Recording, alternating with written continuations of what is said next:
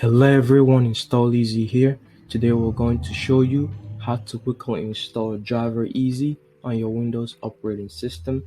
Driver Easy allows you to download and update drivers on your Windows PC. Alright, let's get started. Open up Microsoft Edge, double click and type Driver Easy. Driver Easy download, click on it. Now click on anyone that shows add on it.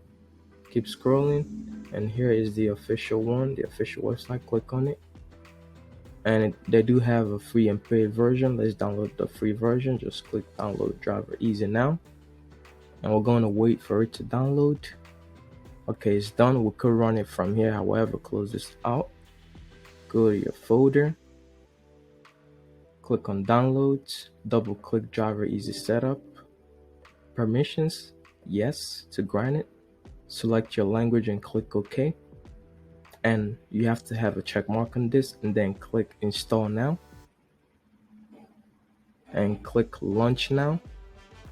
It will take you to their page thank you message. Close this out, and it's opening up. As you can see, it created a desktop icon for us. You could also get started with the app by scanning now, but we're not going to do that right now. The last thing is we're going to pin it to our text bar. Right click and pin to text bar. And that's all for today.